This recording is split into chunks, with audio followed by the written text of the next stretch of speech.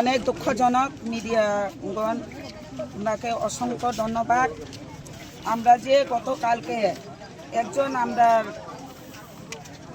ভাই, ওর নাম কি হচ্ছে দীপঙ্কর দেববর্মা, অনেক রাত্র আইএসআইরা বাড়ি নির্দোষ, কিন্তু কোনো প্রমাণপত্র নেই, কি খারাপ করছে না করছে কিছু বুঝে না। এর মধ্যে হে বাড়িতে আইএসআইরা অজিত দেববর্মা স্টাফ আইএসআইরা ওসি চাম্পার পিএসএল রাত্র বহুত 10টা-12টা ডাং না রাত 11টার মধ্যে ওর বাড়িতে এসে অনেক জবাজস্তি করে ওনাকে তিনি অজিত দেববর্মা এর স্টাফ মাইনে ওর বাড়ি থেকে আমরা দীপঙ্কর ভাই নির্দোষে জবাজস্তি করে অ্যারেস্টমেন্ট করছি।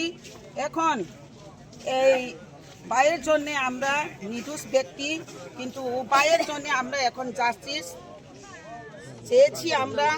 আমরা মহিলা সব মিলে এখন আন্দোলন দিতেছে। একটা আছে আমরা নির্দোষে যদি আমরা লোকে যখন এখন হ্যারাসমেন্ট করতেছে বাড়িতে আইয়াছেরা এখন বাচ্চা পোলাপানের লোকে রাত্র বউ আছে বাচ্চা আছে বিছনার মধ্যে, এর মধ্যে জবাজস্তি কইরা পাইনিয়া গাড়ির মধ্যে উঠাইয়া এইভাবে একটা অপরাধী, এই লোকের কোনো নাই।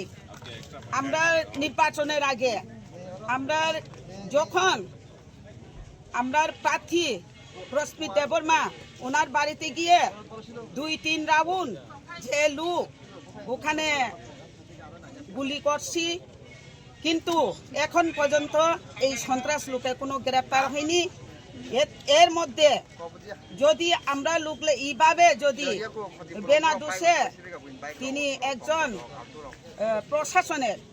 প্রশাসনের কোন লয়ারের অর্ডার দিছে, কিন্তু কোন লয়ারের অর্ডার পাইরা সাইরা তিনি আমরা দীপঙ্কর ভাই কালকে রাত্রে গভীর রাত্রে হেরা পিএস আন্ডারের আমরা পিএস সাম্পাহর আন্ডারের পুলিশ অজিত দেববর্মা তিনি ওনাকে অনেক জবাজস্তি করে এখন বোধহয় এখন জেলে নি দিছে না কোর্টে দিছে, কিন্তু আমরা বুঝতাম পারছি না। কিন্তু এই রাত্রের মধ্যে আমরা যদি জানতাম আমরা মহিলা একসঙ্গে গিয়ে আমরা তো এখন চান আমরা চাম্পার পিএস যদি আমরা আওয়াজ না শুনে আমরা যদি জাস্টিস না দেয়, এই বাইয়ের আজকের দিনের মধ্যে যদি সাইরা না দেয় আমরা কঠোর আন্দোলনে যাইব। আমরা পিএস এর মধ্যে আমরা গ্রেপ্তার দিওনের বাধ্যমূলক হতে পারে, কিন্তু এখন দিন আমরা টাইম দিচ্ছি 3টা-4টার মধ্যে যদি বাইকে যদি না সাইরা পিএস ওসি সাহেব অজিত দেববর্মা ওনাকে আমরা বদলি করাতে চাই।